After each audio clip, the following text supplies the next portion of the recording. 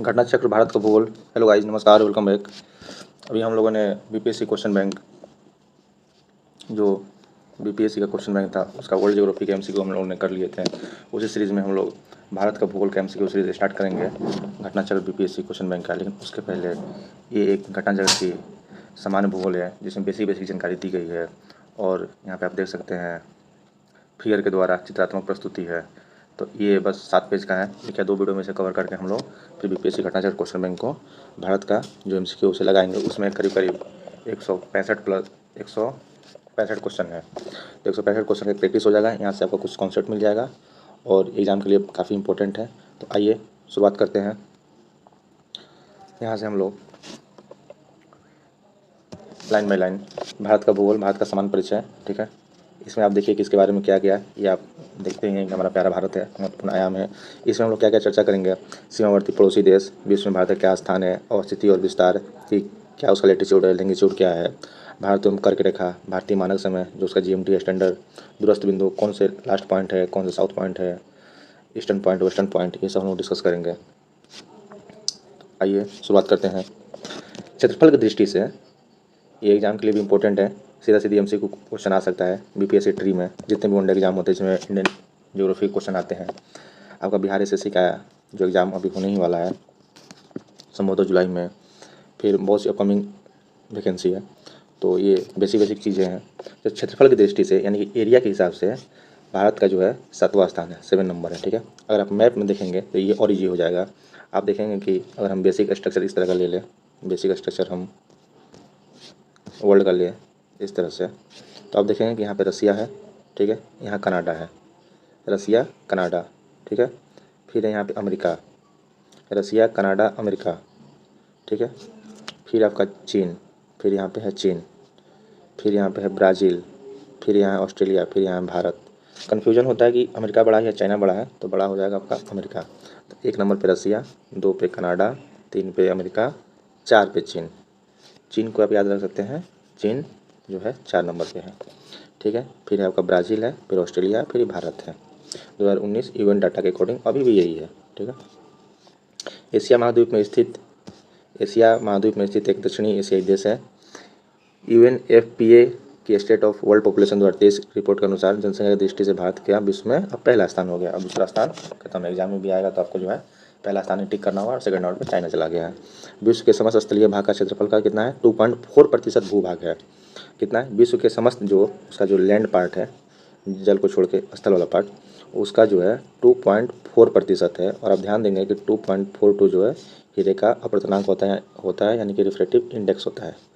जो उसका refractive index होता है 2.42 होता है जो हीरे का है। तो हमारा भारत क्या हीरे से कम है? आइए इसके आयाम देखते हैं। भारत का एशिया महाद्वीप में स्थित है, पहला पॉइंट। एक दक्षिण एशियाई देश है, साउथ एशियन कंट्री है, हिंद महासागर के उत्तर में अवस्थित है। यहाँ पे आप जानते हैं हिंद महासागर है। हिंद महासागर आकार कैसा है, ये क्वेश्चन अगर आ जाएगा एग्जाम में तो क्या बोलेंगे, हिंद महासागर आकार जो है ट्रेंगल आकार का है। अंटार्कटिक महासागर आकार कैसा है, सॉरी अंटार्कटिक नहीं, अटलांटिक का एस आकार का है, अटलांटिक का। अक्षांशीय विस्तार उत्तरी गोलार्ध में है, ठीक है ना। भारत जो है यहाँ पे इस पॉइंट में है, ठीक है ना, उत्तरी गोलार्ध में है। देशांतरीय विस्तार पूर्वी गोलार्ध में है, देशांतरीय विस्तार पूर्वी गोलार्ध में। 26 जनवरी 2020 से जो है भारत में कितने टोटल 28 राज्य है, ठीक है ना, और 8 केंद्रशासित प्रदेश हैं, 28 और 8 है। कुल क्षेत्रफल कितना है, 32,87,263। ये याद रखना है, क्षेत्रफल भी एग्जाम में पूछता है कितना है भारत का, 32,87,263 वर्ग किलोमीटर है। मुख्य भूमि का जो विस्तार है उत्तर से दक्षिण, ये जो पॉइंट है उत्तर से दक्षिण, नॉर्थ टू साउथ, ये हो गया नॉर्थ, ये हो गया साउथ, ये हो गया ईस्ट, ये हो गया वेस्ट, ठीक है। तो इसका जो विस्तार है उत्तर से दक्षिण कितना है, 3214 है, 3214 किलोमीटर है। और ये जो है पूर्व से पश्चिम, ये है 2933, ठीक है। तो पूर्व से पश्चिम जो है कितना है, 2933 किलोमीटर है। और नॉर्थ टू साउथ जो है, नॉर्थ से साउथ, उत्तर से दक्षिण जो है 3214 किलोमीटर है, ठीक है। ये हो गई बेसिक जानकारी। यहाँ पे देखिए नोट, भारतीय उपमहाद्वीप के अंतर्गत भारत सहित 7 देश आते हैं। ये पूछता है एग्जाम में क्वेश्चन कि भारतीय उपमहाद्वीप के अंतर्गत कितने देश आते हैं। तो भारतीय उपमहाद्वीप के अंदर भारत सहित कितने देश हैं, 7 देश। कौन कौन से, बांग्लादेश, भूटान, नेपाल, मालदीव, श्रीलंका और पाकिस्तान आते हैं। यानी अफगानिस्तान और म्यांमार नहीं आएंगे इसके अंदर, ठीक है ना। कौन कौन से एक बार देख लीजिए। भारत के जस्ट बगल में बांग्लादेश है, थोड़ा सा ऊपर भूटान, फिर उसके ऊपर नेपाल, फिर नीचे आ जाइए मालदीव, श्रीलंका, और इधर वेस्ट में पाकिस्तान है। ठीक है, आपका ध्यान दीजिए, म्यांमार नहीं है, अफगानिस्तान नहीं है। ठीक है, आप एलिमिनेट कर सकते हैं। आगे देखिए, भारत की अवस्थिति एवं विस्तार। तो भारत के उत्तर में क्या है? हिमालय है। भारत के उत्तर में क्या है? हिमालय है। उत्तर पश्चिम में हिंदू कुश और सुलेमान श्रेणियाँ हैं। ठीक है ना। उत्तर पश्चिम में क्या है? यहाँ पे उत्तर पश्चिम में हिंदू कुश और सुलेमान श्रेणियाँ हैं। उत्तर पूर्व में पूर्वांचल पहाड़ी है यहाँ पे उत्तर पूर्व में। दक्षिण में आपका हिंद महासागर है। ठीक है, और भौगोलिक आकृति कैसा है भारत का? अनियमित चतुष्कोणीय है। भौगोलिक आकृति जो पूछता है, जियोग्राफिकल इसका जो साइज है किस तरह का है, तो ये है अनियमित, यानी कोई फिक्स नहीं है, लेकिन चतुष्कोणीय आपको याद रखना है। ठीक है,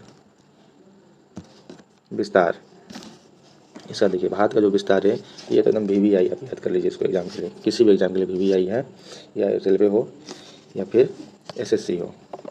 ठीक है ना। ये छोटे छोटे क्वेश्चन जो है आपको 2 नंबर एग्जाम के लिए दे जाते हैं। तो इसका अक्षांशीय विस्तार देखिए, संपूर्ण भूमि का 6 डिग्री 45 मिनट उत्तर अक्षांश से 37 डिग्री 6 मीटर उत्तरी अक्षांश तक। ठीक है, फिर यहाँ पे है मुख्य भूमि का 8 डिग्री 6 मिनट से लेकर उत्तरी अक्षांश से 37 डिग्री 6 मिनट उत्तरी अक्षांश तक। ठीक है, तो इसको हम समझ लेते हैं यहाँ पे। ठीक है, ये जो है आपका यहाँ पे लास्ट जो है कन्याकुमारी का पॉइंट है, और इधर आप आ जाइएगा जब अंडमान निकोबार की तरफ। ठीक है, तो यहाँ पे वही लिखा हुआ है कि मुख्य भूमि यानी कि आपका ये हो गया कन्याकुमारी का पॉइंट। तो यहाँ 8 डिग्री 4 मिनट से लेकर 37 डिग्री 6 मिनट, और ये भी आपको ध्यान रखना है क्या होगा, ये नॉर्थ ही होगा, क्योंकि जब वर्ल्ड के रिस्पेक्ट में हम बात करते हैं तो भारत जो है नॉर्थ में है, इसीलिए नॉर्थ से नॉर्थ यानी कि नॉर्थ टू नॉर्थ काउंट होता है।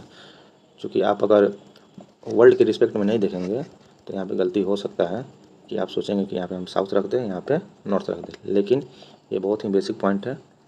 तो मुख्य भूमि हो गया आपका 8 डिग्री 4 मिनट से लेकर 37 डिग्री 6 मिनट तक, और इस साइड जो बंगाली खाड़ी में अंडमान निकोबार है, यहाँ पे जो आपका पॉइंट है इंदिरा पॉइंट, यहाँ पे हो जाएगा आपका अक्षांशीय संपूर्ण भूमि। ये संपूर्ण भूमि यहाँ तक हो जाएगा, तो 6 डिग्री 4 मिनट यानी कि 45 आप याद रखिए, से लेकर ऊपर तो फिक्स है 37 6। ठीक है, ये हो गया आपका अक्षांशीय संपूर्ण भूमि का विस्तार। ठीक है, अब देखिए देशांतरीय विस्तार। देशांतरीय विस्तार जो है पूर्व से पश्चिम 68 डिग्री 7 मिनट पूर्वी देशांतर से लेकर 97 डिग्री 25 मिनट, यानी कि जो गुजरात का इलाका है 68 डिग्री 7 मिनट से लेकर 97 25। ठीक है, आगे बढ़ते हैं। आगे देख लीजिए यहाँ पे नेक्स्ट में क्या है, स्थल उत्तरी अक्षांश। ठीक ना, तो यहाँ पे एक नज़र बेसिक समझ लीजिए। अगर यहाँ से हम अगर ले 0 डिग्री से, ठीक है, 0 डिग्री से ले 0 डिग्री से अगर हम स्टार्ट करें, कलर चेंज कर देते हैं, ये ठीक है। ठीक है, तो अगर हम 0 डिग्री से काउंट करें, ठीक ना, 0 डिग्री से अगर हम काउंट करें, ठीक है, यहाँ पे 0 डिग्री इक्वेटर लाइन है, इसे जस्ट ऊपर आपका हो जाएगा 8 डिग्री 4 मिनट। यहाँ से आपका ये इंडिया का मैप शुरू होगा। ठीक ना, यहाँ से मैप शुरू होगा इंडिया का, तो यहाँ पे आपका हो गया 8 डिग्री। ठीक है ना, उसके ऊपर आप बढ़ते जाइएगा, तो ये पूरा रेंज है। 23 डिग्री 25 मिनट पे आपका भोपाल है, यानी MP में। वाराणसी यहाँ पे 25 थोड़ा सा ऊपर चला जाएगा। 23 डिग्री यहाँ पे है, तो अहमदाबाद है 23 डिग्री 2 मिनट पे। नागपुर थोड़ा सा नीचे होगा 21 डिग्री पे। यानी कि आपको बस इतना ध्यान रखना है कि 8 डिग्री अगर यहाँ शुरू हो रहा है तो 9 10 11 12 25 21 22 23 ये सब करते ऊपर 37 जाएगा। ठीक है, तो उसी लोकेशन से जबलपुर 23 11 है, गांधीनगर 23 है, अगरतला 23 50 है। ठीक ना, इससे उतने बेसिक क्वेश्चन आते नहीं हैं। फिर आगे देखिए, आगे जो है संबंधित अक्षांश। विषुवत रेखा के उत्तर में स्थित 23 डिग्री 30 मिनट उत्तरी अक्षांश है। 21 या 22 जून सूर्य के उत्तरायण का सर्वोच्च बिंदु होता है। 21 या 22 जून भारत के कुल 8 राज्यों से गमन करता है। ठीक ना, भारत के कुल 8 राज्यों से गमन करता है। गुजरात, राजस्थान, मध्य प्रदेश, छत्तीसगढ़, झारखंड, पश्चिम बंगाल, त्रिपुरा, मिजोरम। एक कॉमन ट्रिक है जो बहुत ही फेमस है ना, करके खा के याद करने का, कि ये बस रेडीमेड है कि आप कभी मिस करें तो, हालांकि आप डायरेक्ट ऐसे भी 8 नाम याद कर सकते हैं। एक है कि मित्र पर गमछा झार। ठीक, तो मी से हो गया मिजोरम, तो ऐसे त्रिपुरा हो गया। ठीक ना। मित्र पर, ठीक है। ग से गुजरात हो गया, म से आपका हो गया मध्य प्रदेश, छ से हो गया छत्तीसगढ़, झा से हो गया झारखंड और आपका र से राजस्थान, और प से हो गया पश्चिम बंगाल, ठीक ना। तो मित्र पर गमछा झार आप याद कर सकते हैं इस तरह से कॉमन ट्रिक। खैर ये आप मैप में देखेंगे तो आपको नॉर्मल भी याद हो जाएगा, ठीक ना। आप यहाँ से अगर स्ट्रक्चर से देखेंगे तो गुजरात हो गया, राजस्थान हो गया, MP हो गया, छत्तीसगढ़ हो गया, यहाँ पश्चिम बंगाल हो गया, ये आपका त्रिपुरा हो गया, मिजोरम हो गया ना। क्वेश्चन ये भी आता है कि 2-4 ऑप्शन देके कि कौन सा स्टेट जो है वो कर्क रेखा से एकदम ऊपर है, तो ऑप्शन के अकॉर्डिंग तो मणिपुर, नागालैंड ये सब ऊपर ही है, ठीक है ना। तो यहाँ पे आप याद कर सकते हैं गुजरात, राजस्थान, मध्य प्रदेश, छत्तीसगढ़, झारखंड, पश्चिम बंगाल, त्रिपुरा और मिजोरम, ठीक है। कर्क रेखा का गुजरना भारत के लगभग मध्य से ही होता है, ठीक ना। फिर कर्क रेखा को 2 बार विभाजन, माही नदी जो है कर्क रेखा को 2 बार काटती है, माही नदी जो है कर्क रेखा को 2 बार काटती है, और इक्वेटर लाइन को जो है कांगो 2 बार काटती है, मकर रेखा को लिम्पोपो जो है 2 बार काटती है, ठीक ना। तो आगे देखते हैं हम लोग।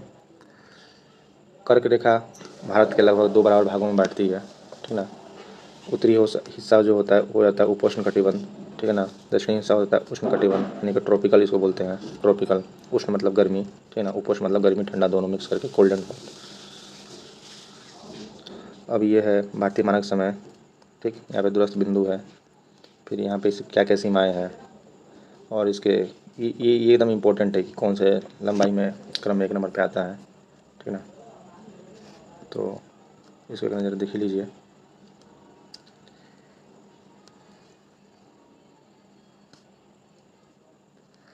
भारतीय मानक समय, ये यहाँ से जो है इंपॉर्टेंट पॉइंट है भारतीय मानक समय, दूरस्थ बिंदु और उसकी लंबाई। तो इसे हम अगली वीडियो में बहुत अच्छे से डिटेल में क्लियर करेंगे, चूँकि अभी बहुत लंबा वीडियो हो जाएगा, तो इसीलिए हम इसको सेकंड पार्ट में लाएंगे। मिलते हैं अगले वीडियो में। बहुत बहुत धन्यवाद। देखते रहे हमारा और आपका चैनल जीएस स्पिरिट।